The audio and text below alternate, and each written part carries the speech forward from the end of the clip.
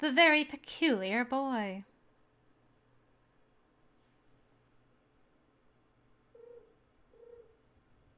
Alright, well this is the Jack the Ripper episode, so a lot of this we're going to skip as well, but there is some stuff with Watson. We'll skip till we go to school on this very dark, dangerous day. Carefully. Alright. By the time I arrived, the rain subsided, and the serial killing in Whitechapel was the choice topic of every student. Have you read the morning paper? Had me shaken by the end of it. The culprit must be a crafty one if there's not been a single lead on him. Certainly he must be if even Inspector Lestrade is at a loss. Yes, but the Art's been at a loss plenty enough times for me not to be surprised. I just hope there's someone out there who can solve it so the monster doesn't get away with it. Don't be so pessimistic. Lestrade's a capable man, for a Scotland Yard officer.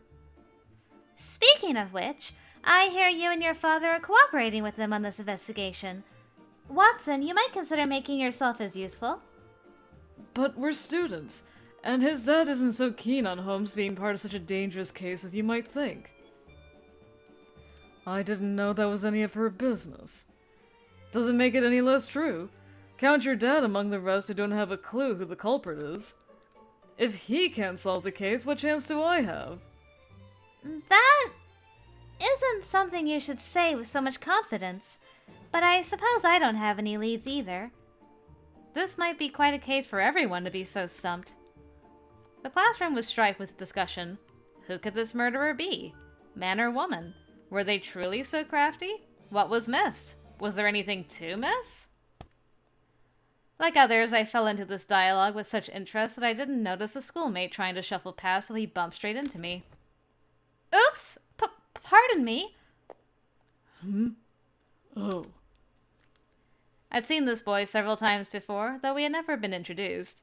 And perhaps that was by intent.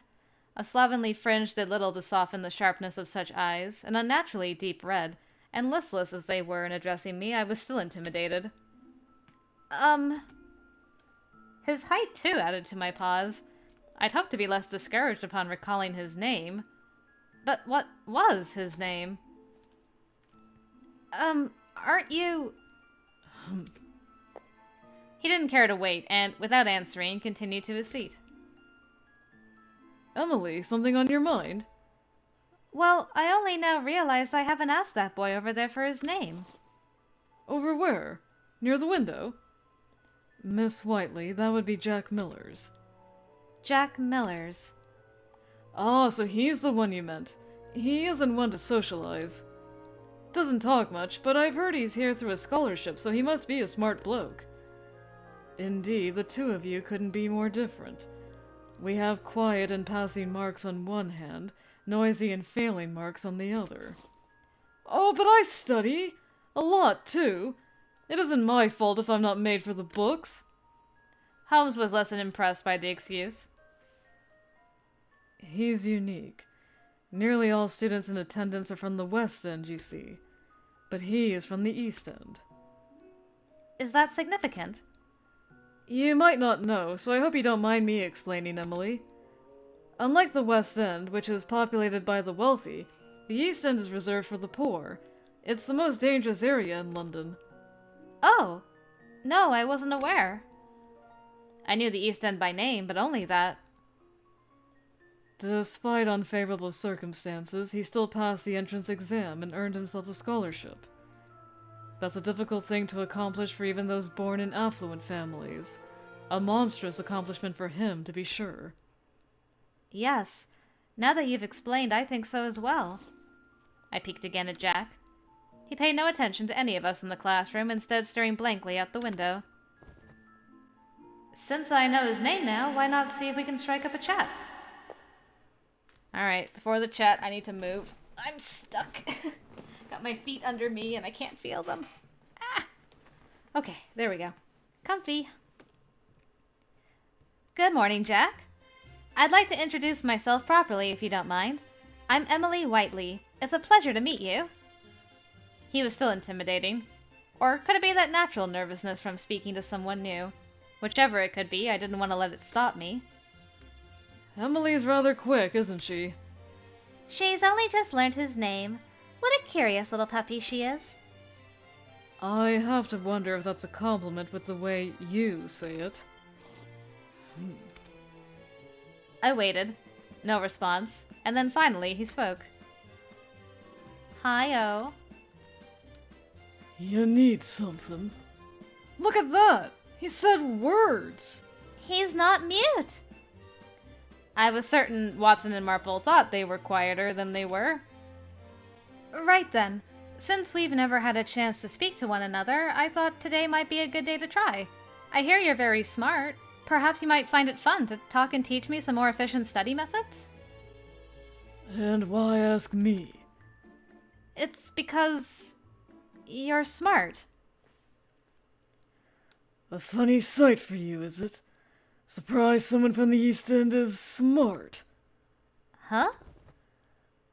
Or did the serial murders catch your fancy? His eyes grew ever sharper. Afraid I don't know anything special you might want to hear. I keep to me own business when I go to and from home. No, I didn't mean... Leave off, then. Jack leant closer to my ear, his voice dropping to a whisper. How I got here ain't of your concern, so I should prefer if you not ask more about it. I find it disagreeable. Forgive me.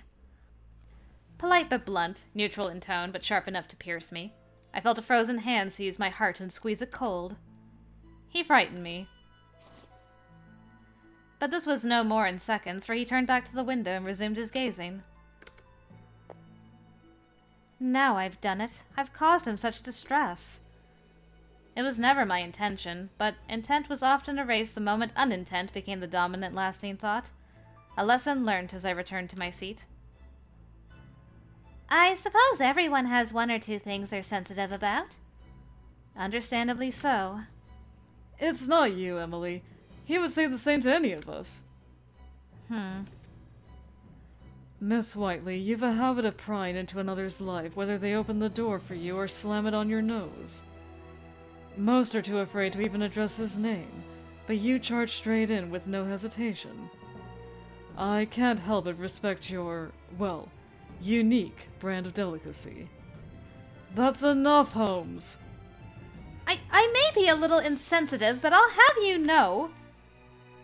Holmes roused me to defend myself only for me to be cut off before I could start.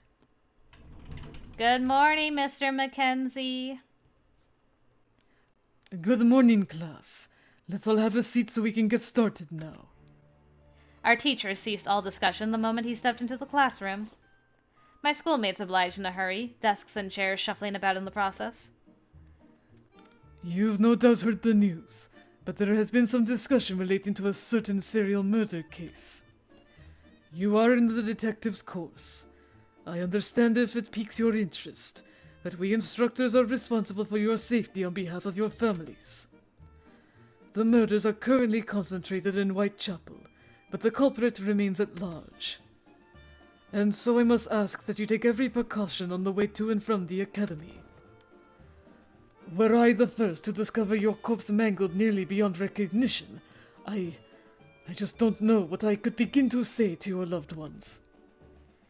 I have a feeling that Mr. Mackenzie and Pendleton would get on well. I extend this warning to our young ladies especially. Stay alert. Should you suspect you're being followed, go to a shop or contact an officer. I'll say it as many times as need be. The moment classes end, you're to go home. The teachers are fretting so much over us. I wonder what Jack thinks of the case since it's all where he lives. I dared a tiny glance in his direction. Did he fear the murderer? Had he paid any mind to Mr. Mackenzie's warning? If either of those things were so, he made no indication. Jack seemed to have more interest in nothing, that is, staring out the window, than in dangerous somethings, that is, the murders. Alright, class. May I turn your attention to these pots? Pharmacology was next. In preparation for our lesson, Mr. Underwood presented to us several pots filled with vibrant flowers. Today's lesson will involve teaching you about this very plant. Would anyone here be familiar with delphiniums? I am. Holmes raised his hand and answered. It is classified as a perennial plant, and typically thrives in mountains with cooler temperatures.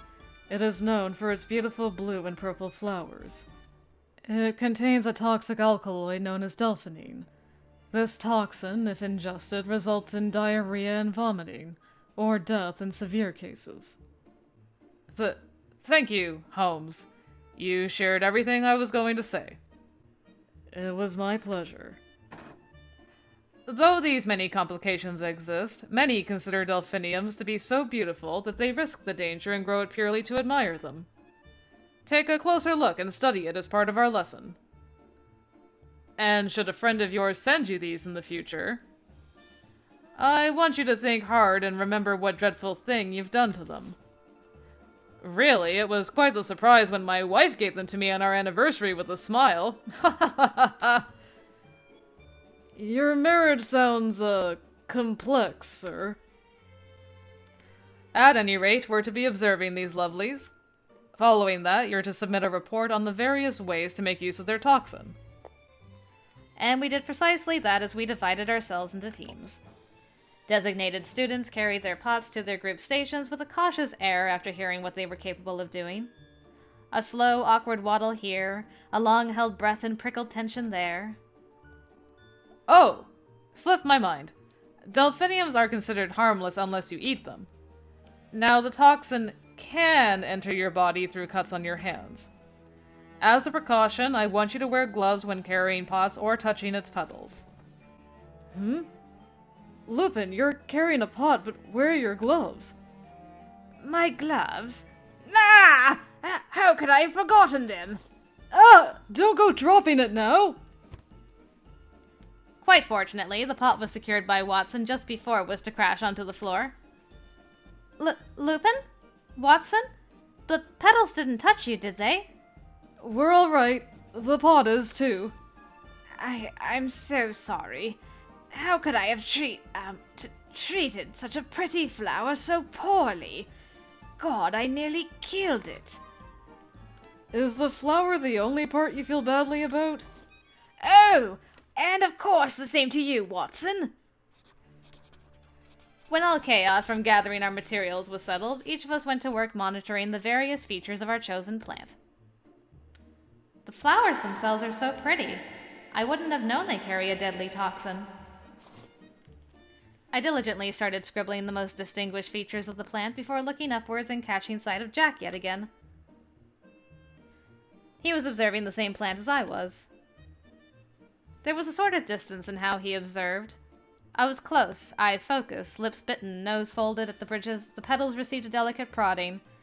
And he? None of these things. There was no scowl from this morning, but his expression lacked interest as well. All I could read was that he stared, and stared blankly. All that watching, and he's not taken a single note. I took a moment to consider if the incident from this morning meant it was best not to approach him. Oh, what could it hurt? Pardon me, Jack? My concern was greater, but still I approached. You again. He frightened me for a second time. The wall he built with his stare felt impenetrable upon first greeting, to be sure. Shan't keep me waiting if you've got something to say. But what to say at a time like this? Except for this again. I wanted to give a proper apology for this morning. What for? I fear I was too insensitive when we've only just met. Will you forgive me? It was never my intention to speak ill of you, really. So a noble wants to take pity on the pauper? Absolutely nothing of the sort! I'd much rather you not strain yourself with empty words on me own account. I don't need 'em. I thought I told you to leave off. And there it was. Short, blunt. It lacked so much drama in its clarity that I didn't know how to excuse myself. It was not the floor which I noticed then, but again Jack. His hand possessed several ill-dressed cuts. The wounds were fresh. The skin which made to heal around each one was speckled with dried blood, half picked at their edges, and a sore sight no matter how one looked at them. Whenever I get so much as a scratch, Pendleton is right there to clean and bind it. No! He's going to touch the plant with those awful cuts? But the toxin! Don't touch it with your bare hands! I reached out to block him. Rather than express any thanks, he returned my efforts with a snarl. What is it now? Upon closer inspection, I spotted that his cuff was stained with blood. Some of those injuries had yet to even close. Weren't you listening to Mr. Underwood? That toxin could enter your body with just a single touch if you've any open wounds. It's all right. I ain't worried. Jack motioned to touch the flower. Don't! What if you were to lose your hand? All right, if it shuts you up. Finally! He may have put up a bit of a fight, but the win was mine, and it did my heart good. You ought to spend less time nosing about in someone else's affairs, and more time writing better notes for yourself. Whether he was genuinely so irritated with me or could not be bothered, the result was the same. He went to return to his seat. But those cuts! Those terrible cuts! The potential of toxin wasn't the only issue with them. The thought of leaving them untreated would nag at me till I went mad, I was sure. Jack, wait! Here. I bound his hand with my white handkerchief. What's this? It's only temporary, so promise me that you'll see yourself to the infirmary, all right? I strengthened the knot at the top, but not too tight so as to irritate his injuries. It did look a touch unsightly, but it was better than nothing to prevent all those scratches from getting worse. Jack seemed to think it more than unsightly. He observed it with all the disdain of an object too foreign to comprehend. Those scarlet eyes of his squinted in scrutiny. You've lived a charmed life. They ain't so worse off that little dressing'll make a difference. Or is this just guilt from earlier? Should hope not. It isn't like that. I can't ignore something like this. If it's between taking action or doing nothing at all, then I choose action. So it's a charmed life for a charming gal, is it? Don't make fun of me. Why did you let your injuries get this bad in the first place? You ought to take more care of yourself. It's all the same to me, but if you... Jack? Never mind. And thus our conversation was ended.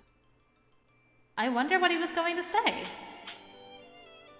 I believe you've had enough time to observe. If everyone would return to their seats, please. I continued to worry, but what good did worrying do when there was nothing to be done about it? There was no need for further resistance on my part with Jack, so I simply did as instructed. I couldn't resist a final peek in his direction, however, and there he was, gazing out the window once more. I was on my way out of the classroom once the lesson was over when Watson approached. Emily, you'd best stay away from him. Who do you mean? Not Jack. Yes, Jack. It may not be right to say this, but they say EastEnders aren't the most fond of the nobility. You can try to be friendly to him, but there are some who will hate you just for being born into wealth. It's the same for the police and the royal family. If someone hates something blindly, a little kindness won't be enough to change their mind. You take care, all right? Not you too. We're schoolmates, aren't we? I know. It really isn't right, but I'd rather you be safe. And I appreciate that, but he does not strike me as a bad person. Jack never tried to shake away my hand when I wrapped the handkerchief. He was a man of cruel words, and a man potentially kind in action. I can agree that he's a bit blunt, at least. You call that a bit blunt? I know you're a lovely girl, but I hope you know the world isn't all champagne. Watson could only smile bitterly. Jack had not moved all morning, and he took no interest in his surroundings. I think there's no more stuff with Watson. I'm going to save here. I think that's the last we see of Harlock and Watson. Don't skip. Just resave over that. I think the rest is just dedicated to Jack. Ah, okay. There's a little bit more, but that's fine. We'll be off now. Scotland Yard has requested our advice on the matter. Don't want to keep the sergeant waiting long. Let's go. If the Yard means to consult with you, then is it in regards to the East End murders? It is. The police have been scrambling about desperately for even a single clue. Oh, I'm sure. The case is a source of great anxiety for London. They can't very well have nothing to share. Miss Whiteley. In some unusual twist, Holmes appealed to me directly despite his pressing timeline. What do you make of this bizarre case? Knowing the danger, does it still interest you? Does it matter when we were the only ones they rang up? It does not, and yet curiosity still has the best of me. How shall I answer? Well, since I'm on Watson's route. As much as it interests me, realistically, what can a young woman do about it? Even the police are baffled. The victims have all been women as well, and to investigate further would be to arrange my own death. Exactly! Phew. I'm relieved to hear you say that. Bah. Not an unreasonable answer, but it is a boring, predictable one. The conversation ended with Watson being the more pleased of the couple. I could only settle for my answer making sense to Holmes, for to say anything else would convince him that I was uncertain rather than I changed my mind. Holmes? Shouldn't we be off then? We should. Till tomorrow then, Emily. Go home straight away, alright? Of course, I'll do just that. I bid them a quick farewell as they retired from the classroom. If I were a boy, would they have allowed me to investigate without question? My contemplations continued in the form of a small sigh that matched my injured expression. But we're gonna become pen pals with this guy eventually, so it's okay. It's important to make friends. Okay. Hanging out with Jack, looking forward to his route, because he's a cutie pie. Angry cutie pie, but still. Alright. Time to write in our diary. Now would be the perfect time to write in my diary. I opened to the most recent blank page and dipped my pen in its inkwell. The subject was to be Jack.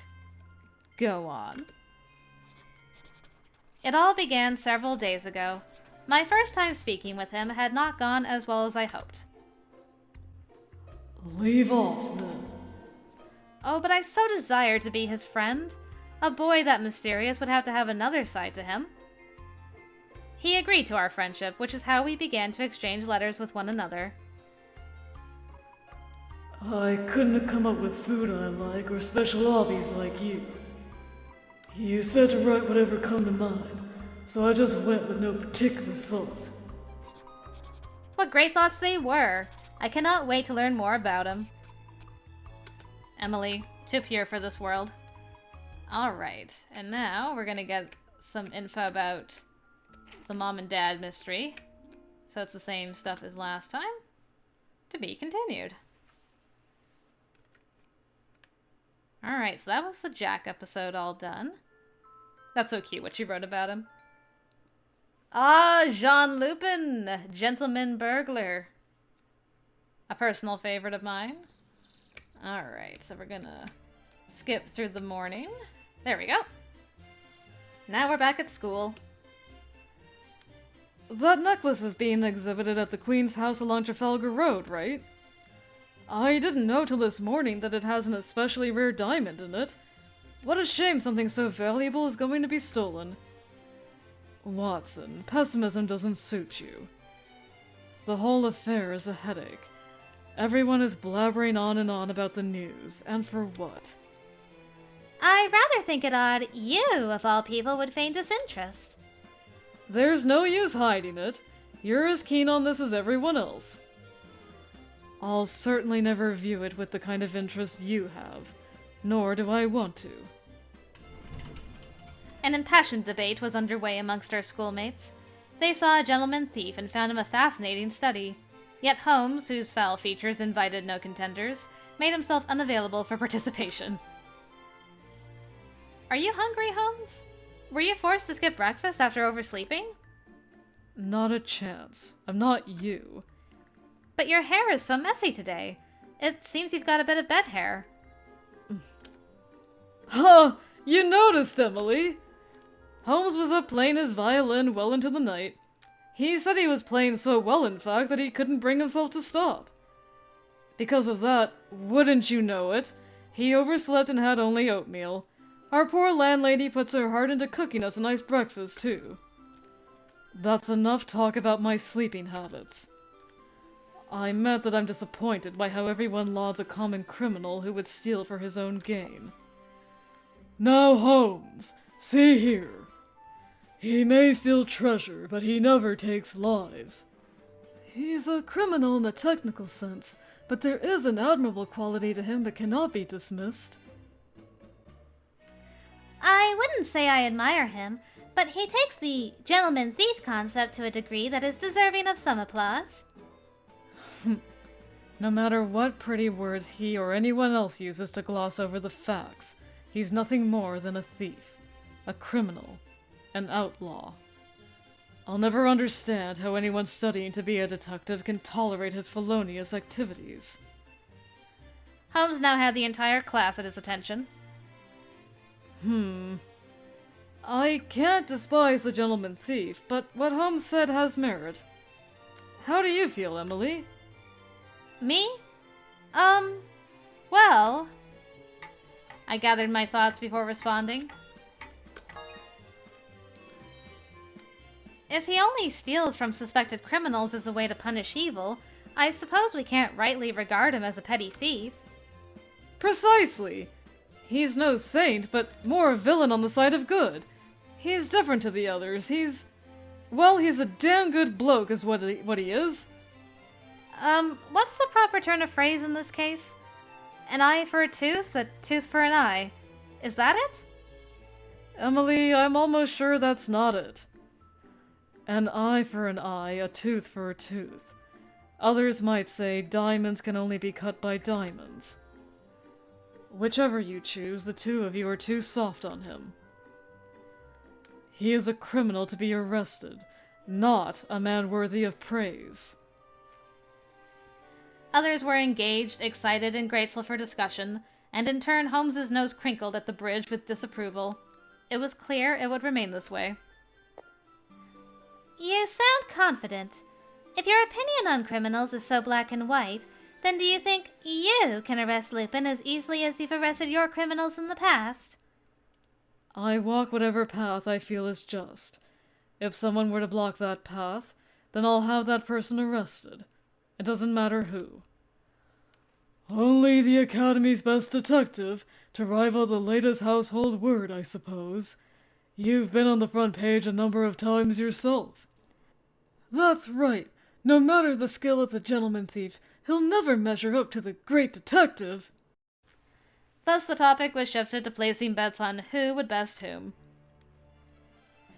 It sounds as though all of London is curious who would win in a standoff between juniors. And you, Holmes? You've said already you would win, correct? Forgive me, but I have no intention of playing entertainer for the masses. Holmes picked up the newspaper on the table nearby. A more productive chat would focus on the latest problem to arise. Thanks to his actions, there are mimics who would pilfer under the guise of being gentlemanly. Watson caught the paper Holmes tossed and flipped through it. Fancy that! There's been an influx of robberies these days. My God! Look at all the thefts in London alone! They used to only take up half a page, but now there's more than enough for two from end to end.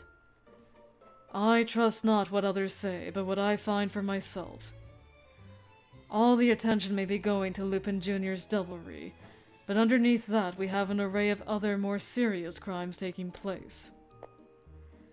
If you aren't aware of them, then you are unqualified to be a detective. And what a pity that is. The classroom grew heavy with doubt. Holmes, you shouldn't go around making that frightful face. If he wanted to scold others so badly, then it was time someone scolded him in return. Or in turn. Miss Whiteley, do you take issue with my opinion? I don't, no. But if you say my goodness. I don't know. But if you say things so directly, people will misunderstand your intent. What you meant to say was that we should learn to see through hyperboles from the press. As detectives, we have a duty to verify if information presented is true or false by our own research. If that is indeed what you mean, then I can't agree more. You're fantastic, Emily! They might start calling you the Great Interpreter if you keep this up. How'd you like to become his assistant too? It's rather tough for me to soften all his sarcasm alone. I don't need 2 assistants, and I said nothing sarcastic. You're right, but that won't matter if how you say the truth is taken the wrong way. The classroom door opened right at that moment. Good morning, Mr. Mackenzie. Good morning, class. Please take your seats.